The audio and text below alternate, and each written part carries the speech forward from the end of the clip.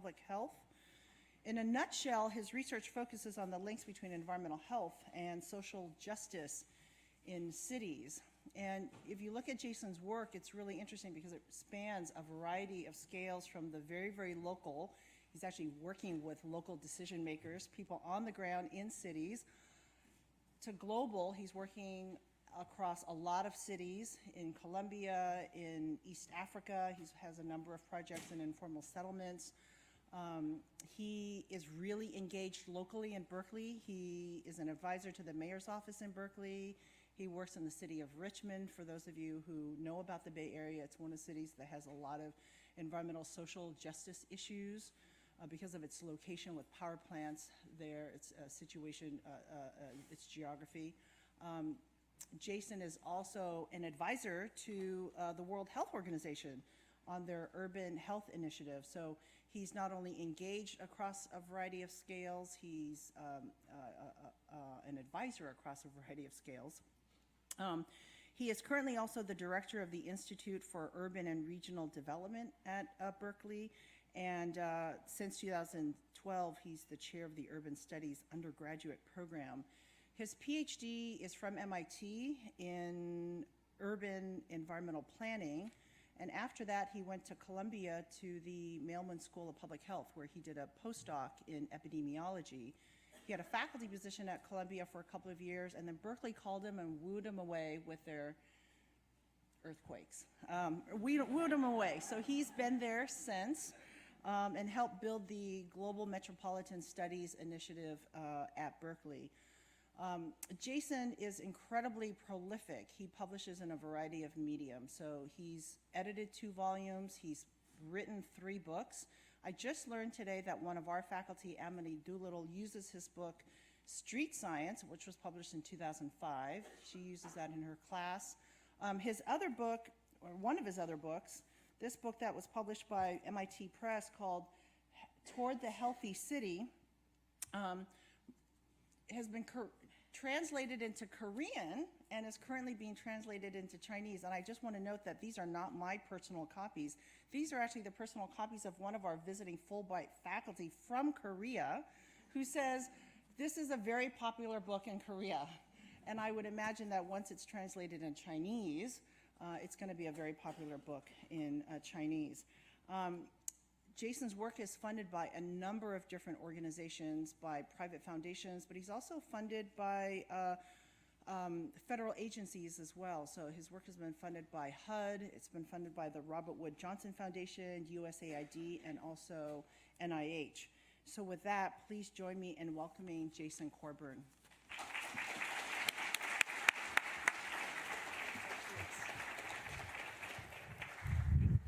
Thank you, Karen, for that wonderful introduction. We were just talking about California, Bay Area restaurants and stores and all kinds of fun stuff. And I love the fact that there's going to be dessert before lunch. So I would take a cookie. I always prefer to have my dessert first and then my meal.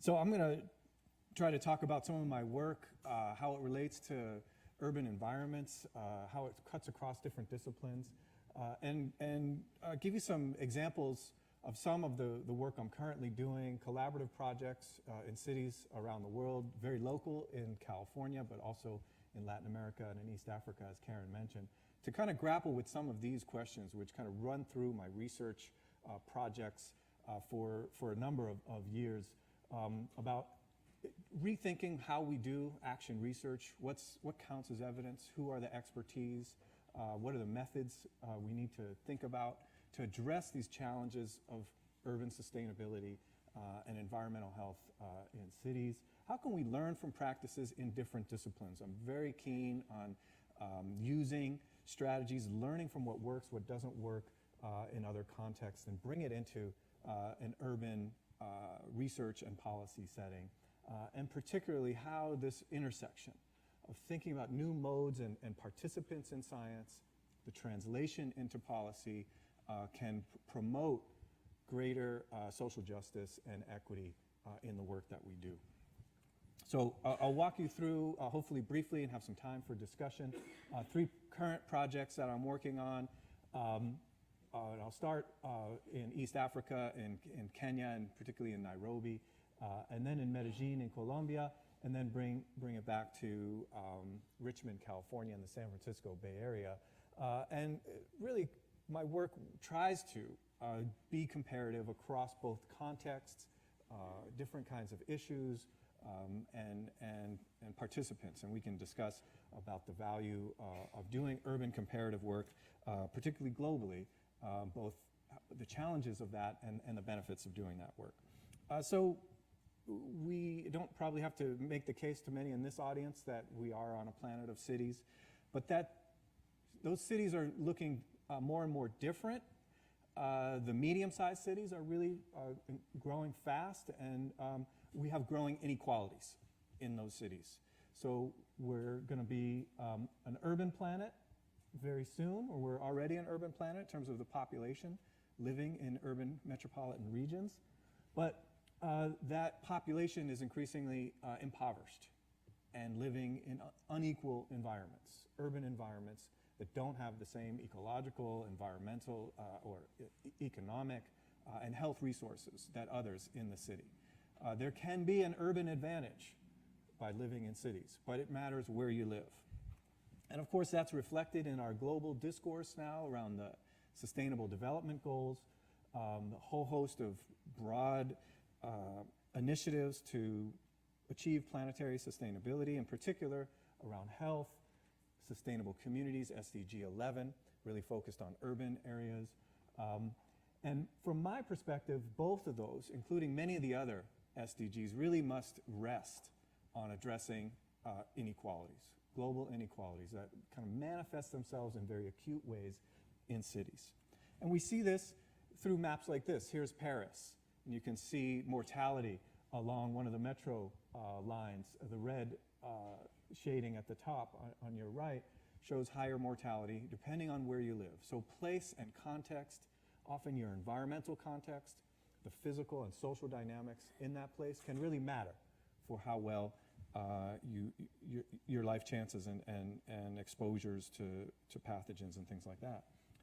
We also get situations like this in Sao Paulo, where the informal settlements living adjacent to the wealthiest. And of course, this doesn't happen just by chance or by accident.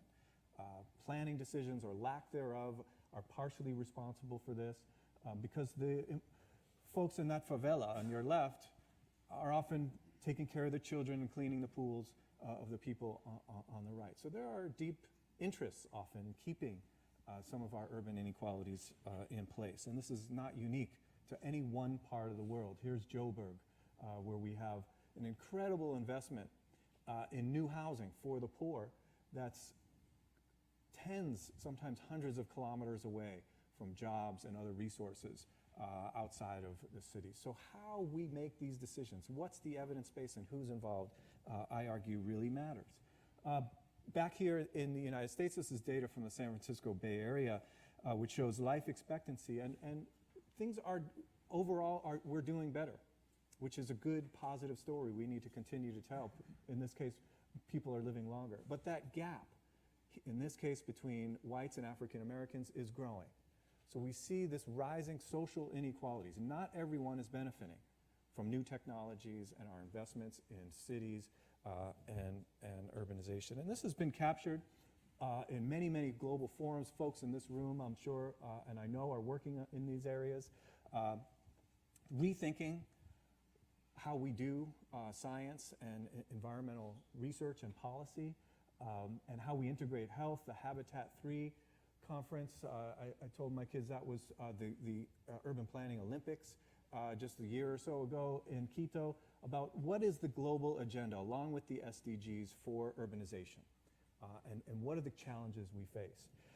And some of the conclusions from that work is that the science that we're doing is still too disconnected from understanding the complexities of rapid and changing urbanization, which is not the same across different domains, and particularly from policymakers. And that new attention needs to be paid within this endeavor of new science to who participates, the kinds of evidence we use and methods, and how that moves into urban decision-making or urban governance.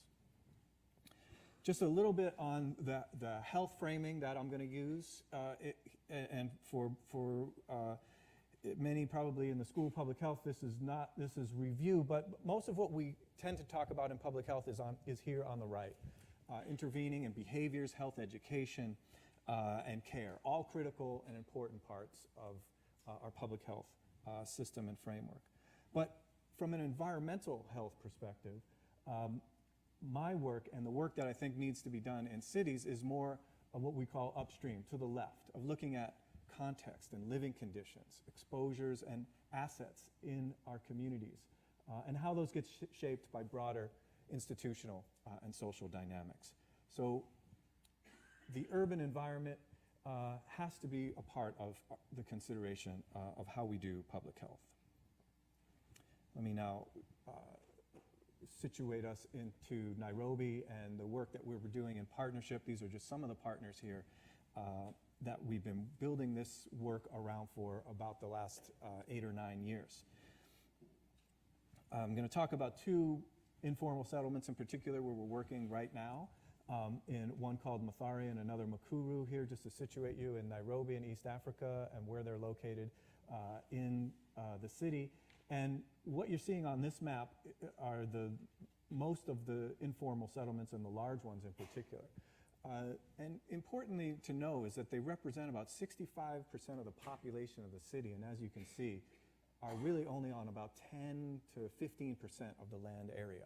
So we have this spatial inequality already where the urban poor are living, and the living conditions look like this.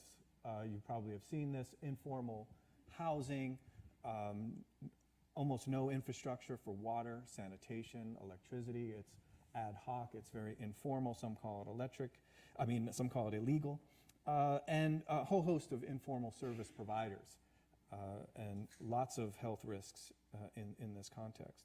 Now, our work is situated in the context of Nairobi and many countries and cities in East Africa having plans to be global cities that look like this. This is Nairobi's Tatu City, what they're marketing as the Silicon Savannah.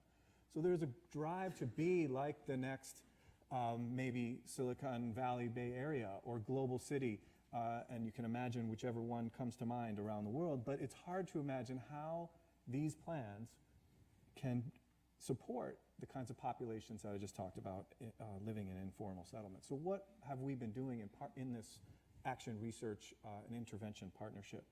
Well, the first is bringing community members together to organize through something called micro savings, where they save pennies a day and build financial capital. But what that really does is build an institutional infrastructure to gather data around what are the risks and assets in your community that we need to know about and that can be built on for improvement. So a lot of the work is around surveying, literally making the invisible visible through mapping, data collection, and putting the urban poor and their environmental and health issues on the map. And this is a broad network that is across many cities in Kenya, and we work within that network, and in fact, part of a network called Shack Slum Dwellers International that operates in over 33 countries around the world. So it gives a visibility to some of these issues that are not seen, often not seen by larger institutions or by government. This is some examples of our Cal students, our Berkeley students, working in partnership with the University of Nairobi through a co-designed course, a studio class that we did with different graduate students in Kenya, and we continue to have done 6 of those in the last few years. Now that mapping gives us an evidence base to understand environmental risk. So this is one case where we did some mapping around 2 rivers that run through this informal settlement and show what structures, what populations would be impacted and potentially displaced. This was a United Nations Environment Program river cleanup initiative, and that was trying to create an ecological buffer, a riparian zone buffer around this river. And we looked at the human impacts of both things like toilets and structures and schools and other community facilities, and what would that social impact be, and how did we make that visible? We were also able to make visible through the surveying and data collection the differences within informal settlements just in Nairobi in terms of health risks. Not all risks were the same, and you can see here a range in Mathare, the orange bar, compared to all Nairobi slums and living in Nairobi in generally. So this is, again, some evidence that cities and urbanization, even in Kenya and in Nairobi in particular, can be health promoting, but it really matters where you live. In particular, we're really focused on core life supporting infrastructure: water, sanitation, electricity, public space. One example from that, this is a typical water service provision. These little pipes that you see are the water pipes. It's informal. When somebody steps on it or punctures it, you lose pressure, it gets cross-contamination, lots of pathogens. What can we do about this? Well, again, mapping and showing the distribution was a key part of the story, making the case of the inequitable distribution. And what we did here was put that data for all of the different villages or neighborhoods in this one informal settlement in the context of the Sphere humanitarian standards. And some of you may know that in an emergency situation, an earthquake, internally displaced people, where an emergency camp has to be set up, the Sphere standards are kind of what's used for that. How many people per water point in this case? So what we're showing here is the everyday emergency that many of these informal settlement residents face in terms of access to water. And we did similar things, which I'll show in a moment, around toilets and sanitation and energy. Now, we tried to not just document that, which would be important, but how do we move that into practice and intervention? So working with the water and sewer utility and the World Bank, we're able to go from the before to the design, again, with our planners, our engineers, and interdisciplinary team, to delivering the first in-home metered water. This is a water meter that goes into structures in a Nairobi informal settlement. And of course, we wanted to see, well, what were the population impacts of that work? And so 18 months out, we did an evaluation to look at some of the public health benefits, including the economic benefits, particularly to women, of not having to go spend time gathering water, and what it had done to also improve the percentage of households here. These are both this is all household data, so the percentage of households reporting, and on improving their economic situation and flush toilets. Now, we also know that not everybody, because of the living conditions, wants or can afford a meter for water like you or I would expect tap in their home. So we did a couple things. One was we created, out of this experience, a policy that's now used nationwide, which is what you see on the left, our Mathare Kosovo water model for how to actually do this in a participatory way, but also recognizing that some folks are renters or are there in short time. So these are ATM kiosks of water access now in this informal settlement, where you can use basically a card or a text message to get cash credit to then fill up a jerry can full of water. Another important environmental health risk in this community is around food and food insecurity. And these are some of the data that we collected along with over 200 community health workers on what were the risks, particularly to young people and women around food insecurity. Things like skipping meals, relying on credit, which puts people often further into debt, and young women selling themselves for sex to feed themselves or their children. And lack of food really influencing the infectious disease dynamic of particularly multi-drug resistant TB and the efficacy of antiretroviral drugs in Kenya without food.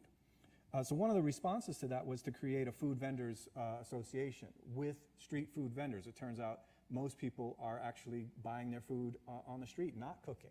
So providing produce was not the answer.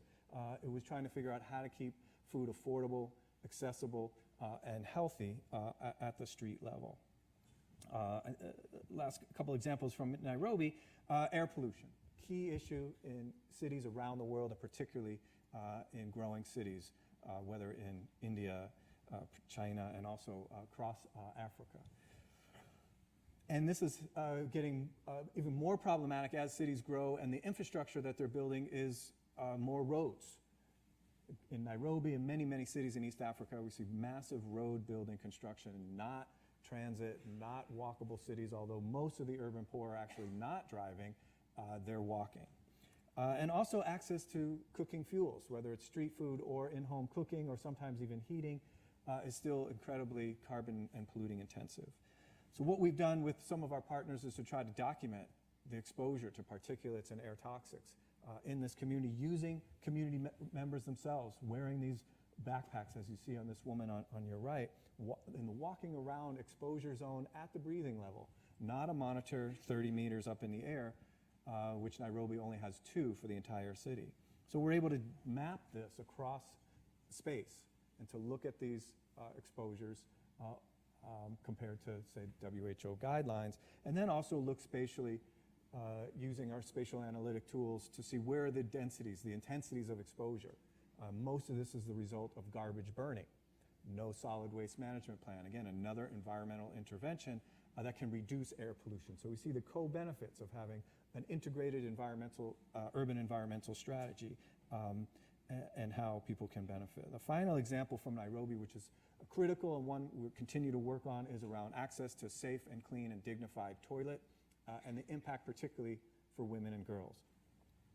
Again, through our collaborative data collection, we're able to map where are all of these public toilets, how many people, in this case, about 15,000 people accessing those few toilets. Again, the massive inequalities. They're also located along things like the river I showed you before. What you're seeing there where it says Chew on the left-hand side, that's actually a toilet and a shower. All the waste draining into open water bodies, so no capturing or treatment of that waste. Along with the risk of these unsafe toilets is also chronic flooding from that river and increased rain events. This is a map on your right, a little hard to read, a recent World Bank study of climate change, internally displaced people, estimates of where people are coming from, which is in the red and or in the blue, and where are they going to go to in the red. And we can see that many of the cities in East Africa, particularly Nairobi and Kampala, are expected to have a massive influx of population. That's already happening from sort of climate refugees coming into cities, but also facing these kinds of living conditions. The sexual violence is a huge issue related to this environmental risk of unsafe sanitation, often unreported, and this was some work we did with some journalists at the BBC and The Guardian to publicize this issue, along with women and girls telling their own experience and their experience of not having a safe toilet or bathroom, even in schools and in the community. So the gender equity dimensions of this environmental and sanitation dynamic are critical, and a critical story to tell to change policy and interventions. And that's where we are today with a campaign by women, a women-led campaign to actually sue the Kenyan government under the Kenyan Constitution. They have a right to health and sanitation.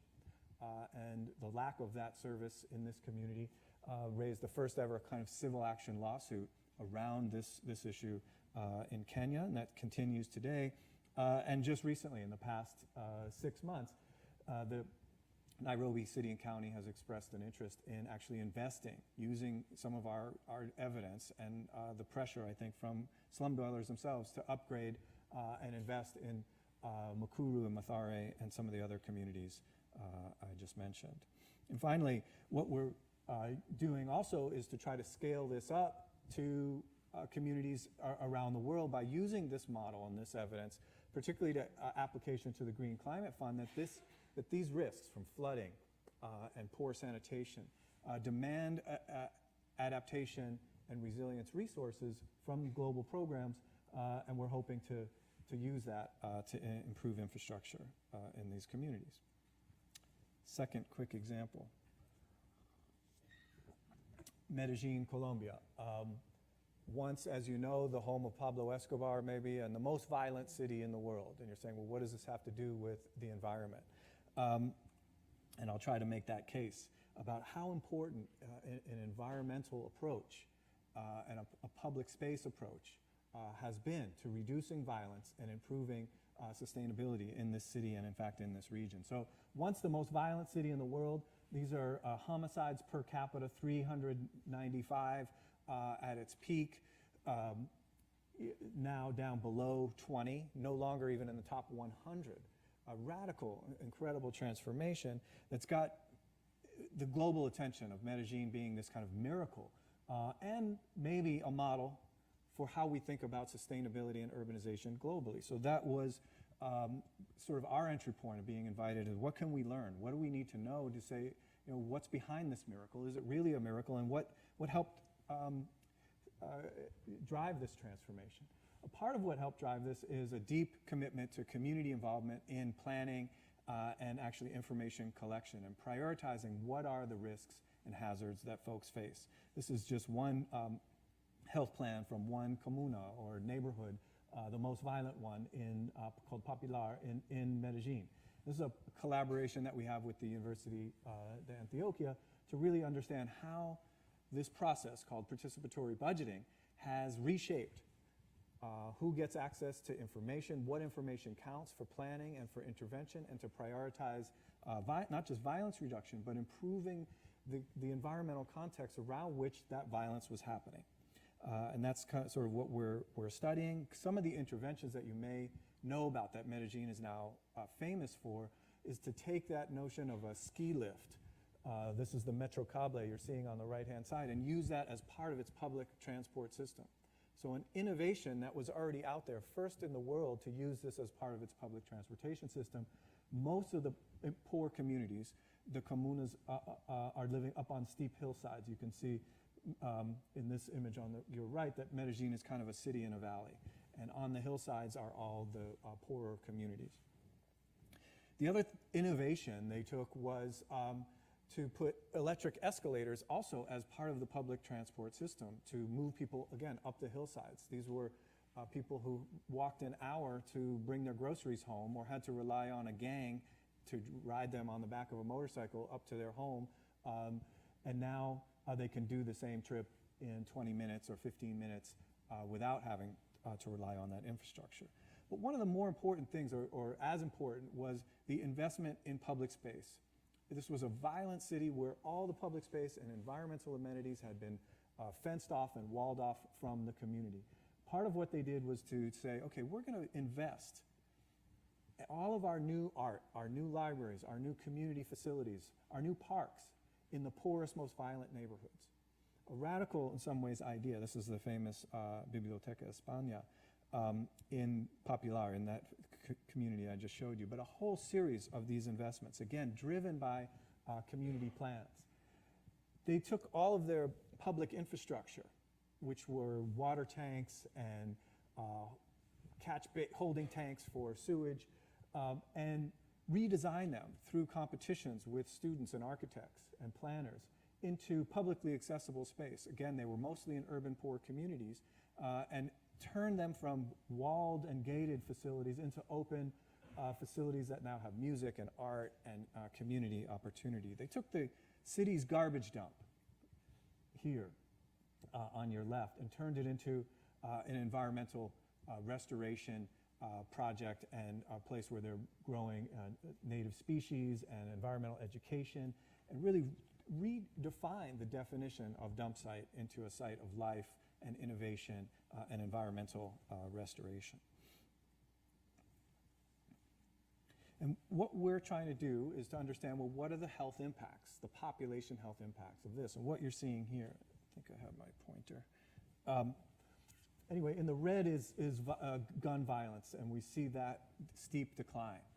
But what we also see is an increase in respiratory infections and cardiovascular disease, at least slight uptake.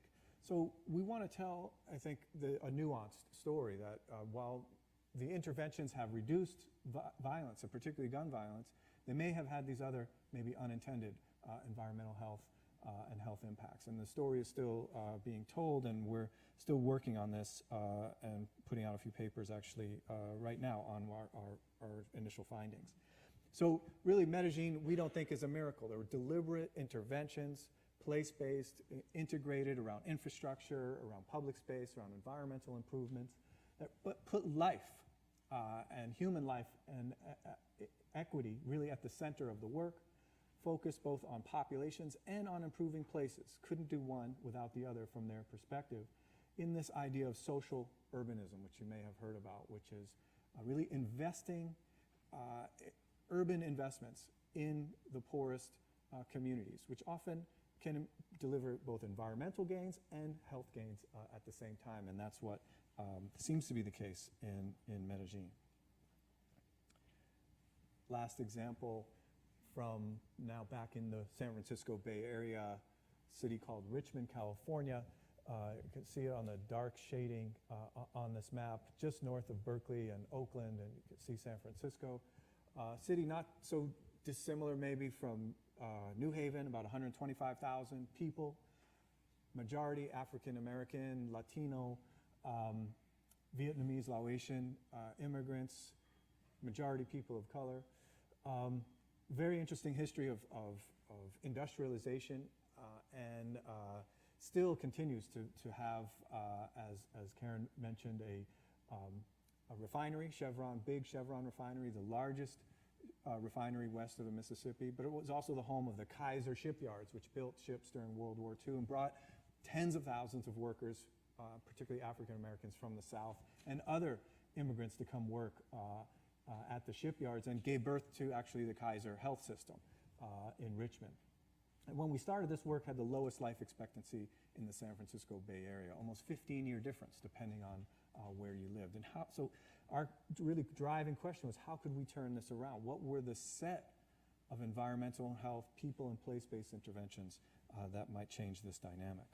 And this is what we face today. From 2007 to 2017, we developed a community survey that the city administers every 2 years that started in 2017. So we have an amazing population data set to track longitudinally what has happened.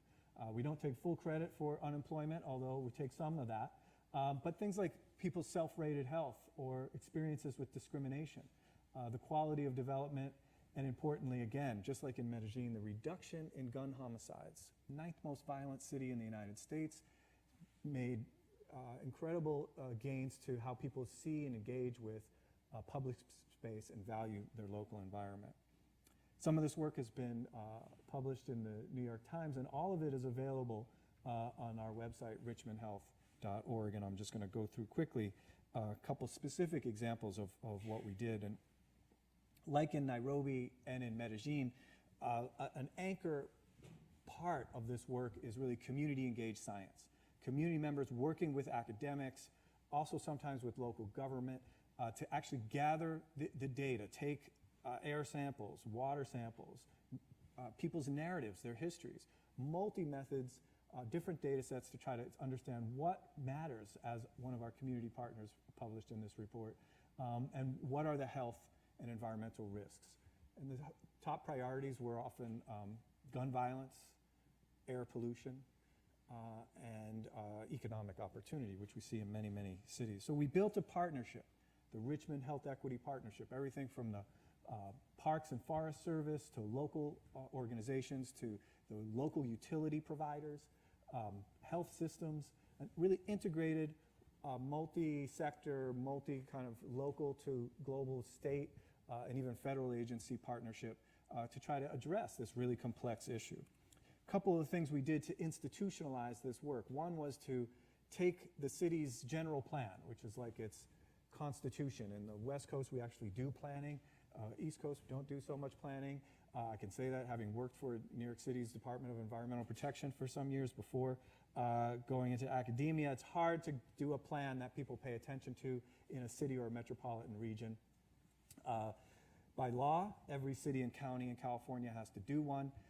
And what we did in this case, which was different, was the research that I just described really emphasized issues of environmental justice and environmental equity as a priority. Now, in California, there was no chapter at the time. Legislation has since changed to require an EJ element or chapter in the general plan. There was no requirement to put health in a general plan. You have to do things like housing and transportation and energy and land use and the things we typically would think about in urban planning. We said, no, we want to do something different here. So we developed both, a health element, a community health element. First time in the state of California that was ever done, and written and drafted into its basic land use development constitution for the next 30 years or 20 years or so. And as good planners, we were happy with ourselves, but those plans often sit on a shelf and nobody reads them. So we said, let's implement and let's institutionalize this by law. And so we spent another 18 months after some pilot implementation to draft something called a Health in All Policies Ordinance. And again, we were one of the first municipalities in the country to draft and adopt this ordinance. And what this says is we're going to take those environmental justice and health equity concerns and institutionalize them into every decision that the city makes. It's got key performance indicators in its budget, in its hiring process, in its parks and rec department, in its public works program, in its police department. All the way through, we were going to try to see how could we achieve these goals. And I'll give you some concrete examples of that in a moment. A driving framework for this work was this idea of toxic stress and structural discrimination and racism. That cities like Richmond had a history of divestment and discrimination, and that one-off projects without an equity framework from our perspective and from what we were hearing from community residents wasn't going to work. So we took this framework from the biologic sciences of toxic stress, how stress is okay if you're trying to escape that tiger chasing after you, or get an A on that exam. But that chronic stress that happens often in utero throughout your life course, we know wears away at our immune system and becomes toxic, and can explain in some ways why people have greater rates of disease and premature mortality. And just briefly, what that mechanism looks like is this is the typical stress response in our bodies, that heightened sense of awareness, that heart rate, that release of cortisol and adrenaline. But what happens under that toxic stress situation, which young people, people of color in Richmond were experiencing, was this constant release of hormones and cortisol, and the wearing away that happens on the immune system, the impact on sudden chronic illnesses like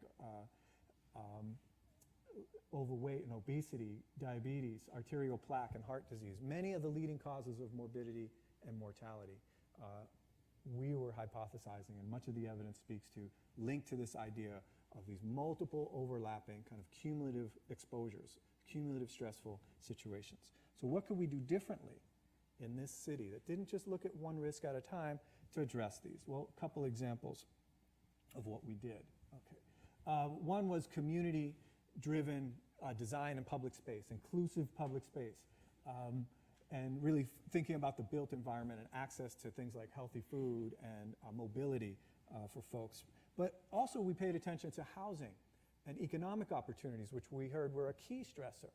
This is a nationally recognized Richmond Build program, where young people, often formerly incarcerated young people, get involved in the building trades and are doing energy efficiency upgrades, getting union jobs and putting in solar, which I'll show in a moment, on many, many housing and building permanent, supportive, and affordable housing in Richmond.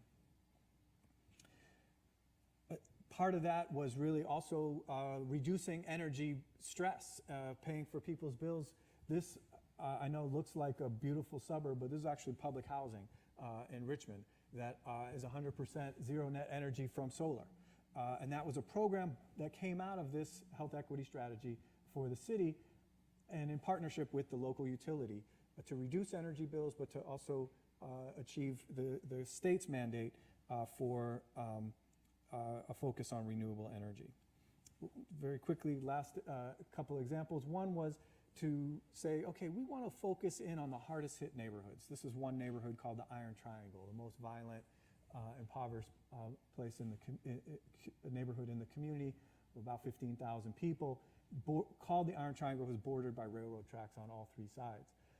And those green kind of rectangles and circles you see there are two pocket parks that were developed out of this Richmond Health Equity Partnership. And the idea was if we could use public space and quality environmental space, we could re-engage folks, reducing violence, building social connections, and improving the environment and people's connection to the environment in new ways. And so we did that through a program, a nonprofit that spun off called Pogo Park, which employed residents to design and co-build, learn the building skills. You see them here welding the play equipment, and to create a community land trust where they now purchase the land around this park and some of the housing to prevent displacement, and really recognizing the ecosystem services that this greening and this connection of now 4 pocket parks and street greening to connect them has really changed the dynamic in this neighborhood. Finally, the last example is about gun violence and safety. One of the things we did as part of this health equity strategy was we needed to recognize that this was an incredibly violent place, particularly gun violence, but there were only about 100 or 150 or so recognized potential perpetrators by local law enforcement and the FBI who were known or suspected trigger pullers, as they call them. So we created, and it took us some time to create this, but we proposed a new office to take gun violence out of the police department and put it into a new city agency called the Office of Neighborhood Safety. And so that was problematic. The police didn't like that. We convinced the city manager that this was a good idea to stop incarcerating and use a public health prevention and engagement approach to these young people.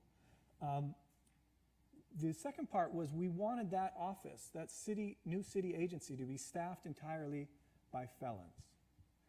And that also didn't go over too well with the city council or the mayor.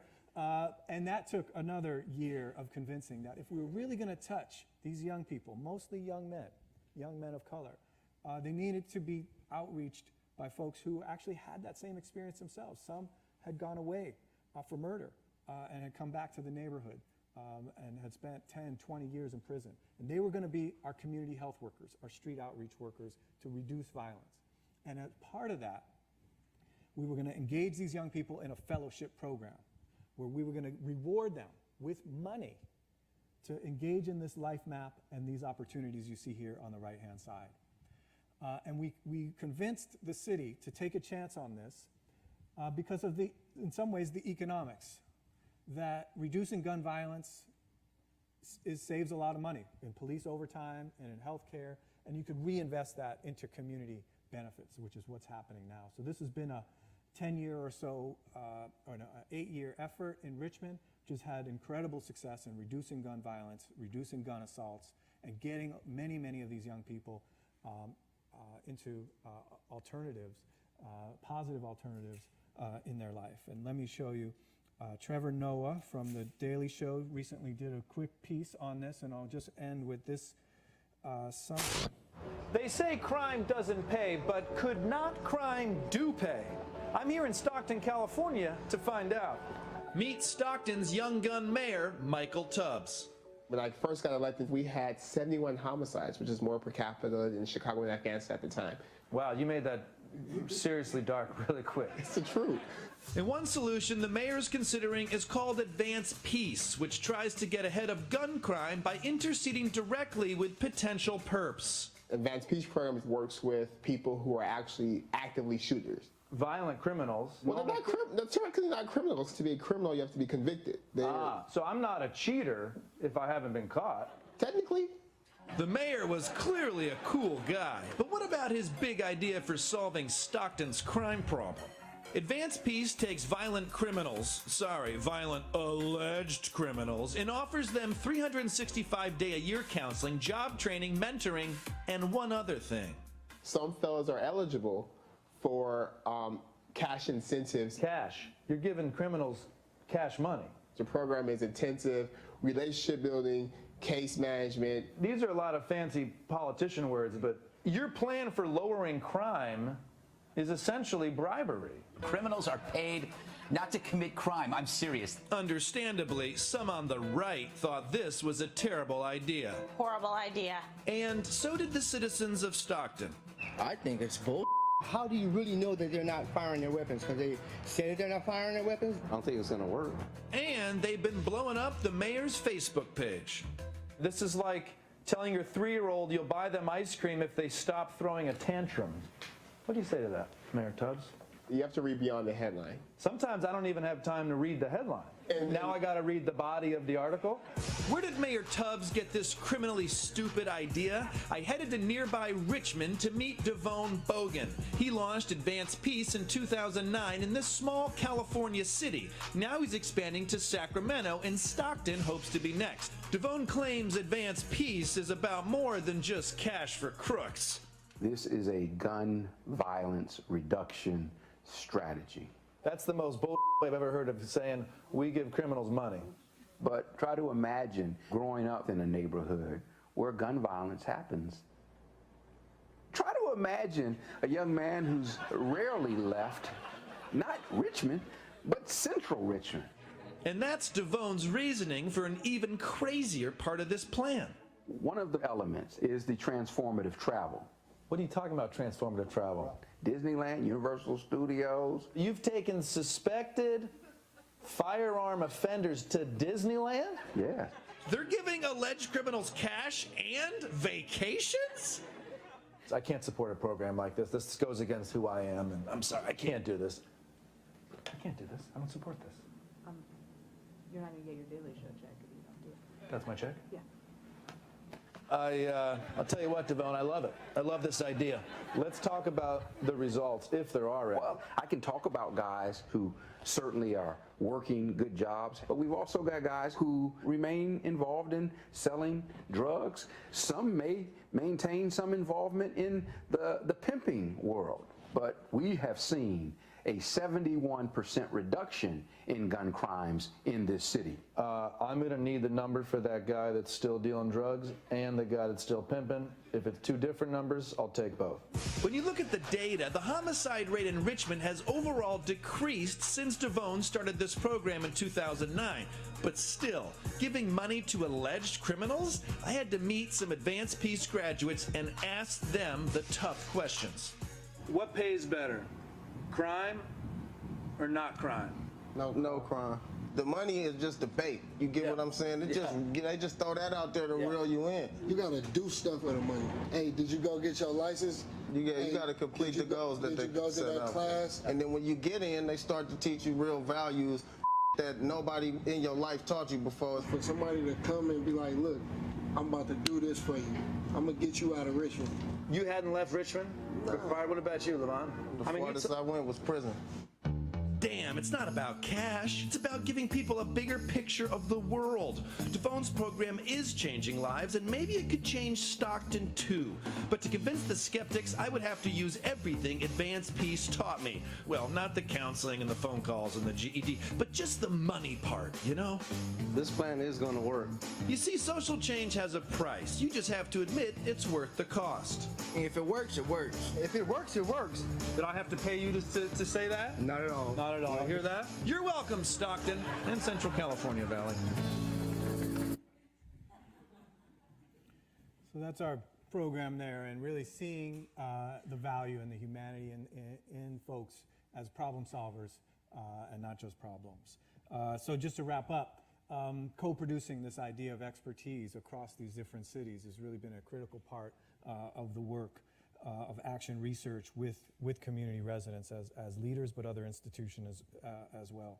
Institutionalizing this work into policy, into programs, not just a few-year grant cycle intervention has also been a critical piece of the success, and thinking about the integrated, overlapping stressors that folks face in communities. We can't just focus on one risk or one exposure, even one environmental asset at a time. That really targeted, focused approach, whether it's the Advanced Peace ONS work around gun violence or the place-based work and investments in Medellin and the specific work in Nairobi, this idea of urban acupuncture, we need to really identify, and good data and collaborative data collection is a key piece of understanding where are those key leverage points for investment that we're going to get the best environmental and social justice returns.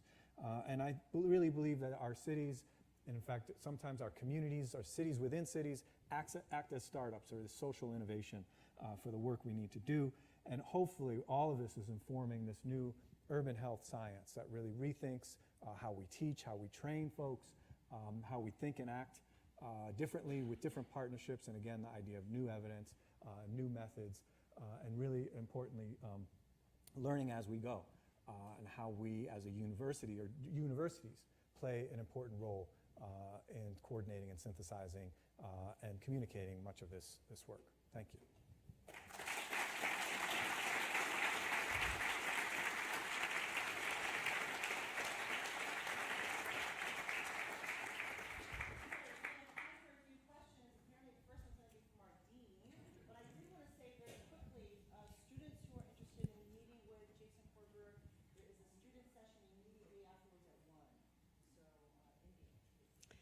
That was a great talk.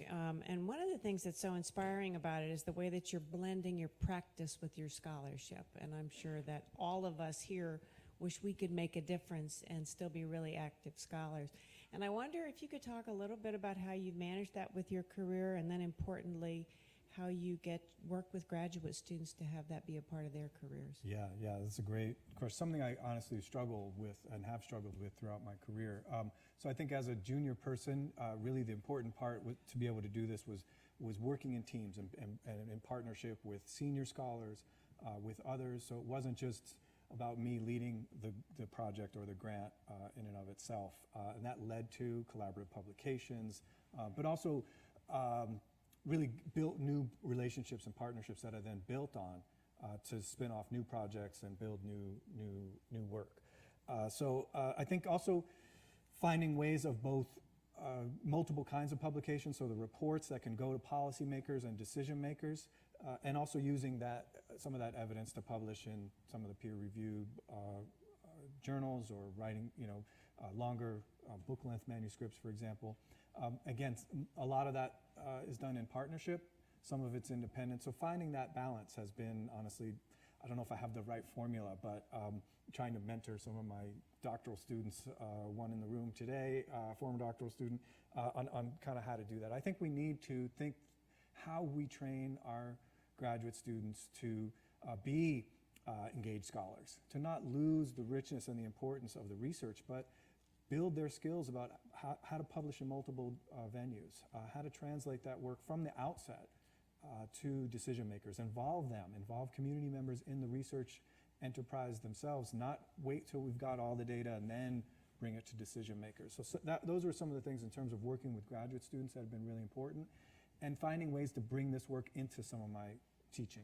So some of this is sort of research classes where we go as a team, 10, 12 students, to these sites, and we've been doing many of these sites over multiple years, so it's not just a one-off event. But yeah, it's been a struggle, honestly. Okay. A student here also wanted to ask one. So really quickly, just to follow up on Indy's question, this link between science and policy and engagement, and you mentioned at the very beginning of your talk, and thank you for it, it's just tremendous, your work. But the links between environmental, social, and health justice requires ethics, and I'm just wondering how you thread that through your extraordinarily productive work. And thank you for that. Well, it's often in these partnerships, listening is the key part. Listening to who are the most vulnerable populations, what are the key environmental and health stressors that folks are experiencing, and not coming into it with that we as academics or researchers have all the ideas and all the methods, and we can just get the right data, we would have all the good solutions. So approaching it with a bit of humility and listening has been a key way of bringing that ethical and environmental justice framework into all the work. And sometimes it goes slower than we'd want, or sometimes it goes off the rails and we've got to kind of rebuild that partnership. But really being committed to the partnership, I think, enables us to have this kind of, some of these stories I gave in 15 minutes are 10 years in the making. So there's been a lot of growing pains along the way, to be honest with you. And but staying committed and staying with the work, I think, is part of one of the key ethical principles. Hi, thank you. I have a question about how you determine the communities that you work with. I don't mean like Nairobi or Richmond. I mean within those communities. It's often a lot of people in those communities have a different definition of what the community is or who should be involved. So can you just say a little more? It was really fascinating. You mentioned a couple of groups, but who are the people that you worked with? Yeah, I mean, I can give you the names. In all the cases, I talked very briefly about the different partners. The lead partners in many of or all the cases are community-based organizations, community representatives, and they were the ones inviting us and or our other university partners in each country or each community into the process, recognizing that, hey, these problems are really complex. We know something, but we also know that academics and universities can add value if they want to be real partners. Not tell us what to do or impose ideas, but work in partnership. So in all cases, we didn't necessarily select the communities. They came and asked, and we get lots of communities coming and asking us to work with us, but trying to be selective and strategic, that you can only go deep in so many places, but then, as Karen mentioned, to also have a global comparative perspective, so that if we can't go as deep in every place that we're asked to come work, we can still provide some ideas, some evidence, or some other partners to work with that may have similar kinds of approaches to our work.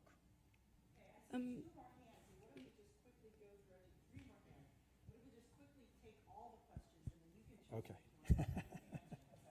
Okay.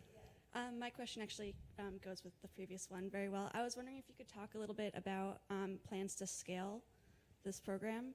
And you just mentioned how there's people coming to you, but there's cities who need this all over the country. So I'm curious, what are the next steps and how quickly can they be enacted?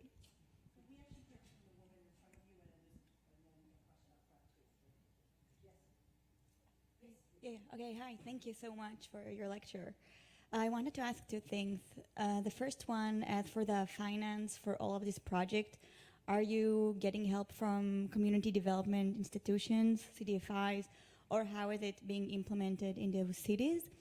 And the second question that I have, what did the budget participating process changed in the budget participating that you did? I think it was, I'm not sure in what city. How did it change your perspective on the project?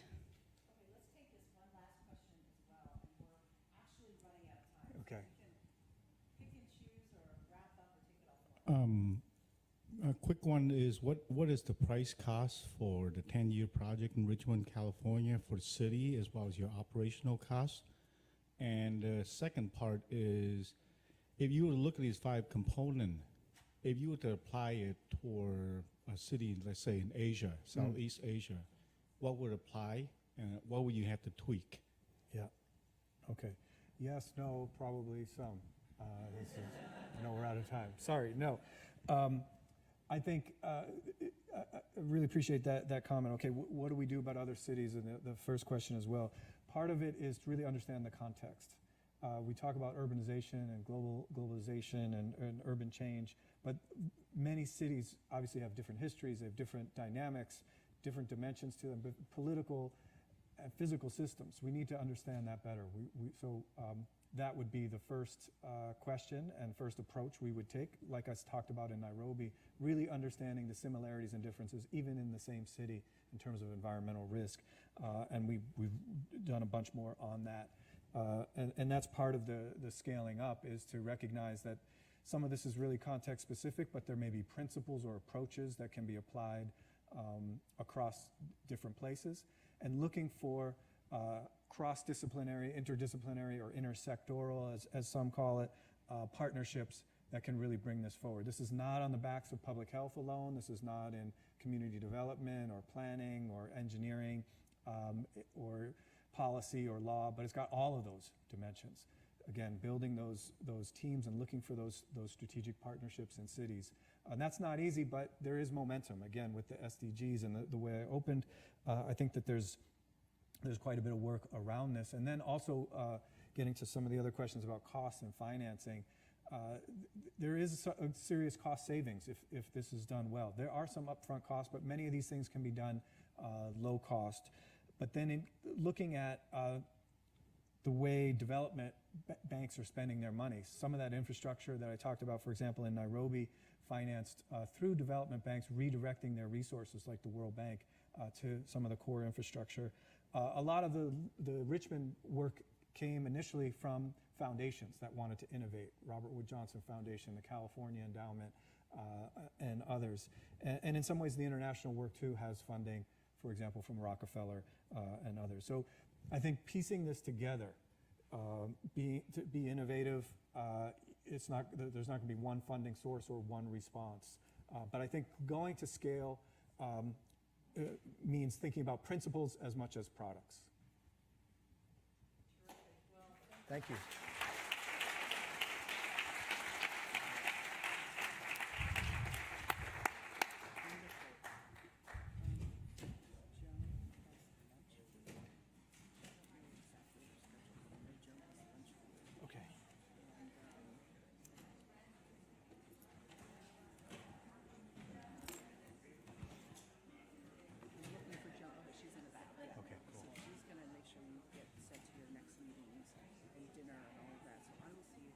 Okay. Okay, great. Thank you so much.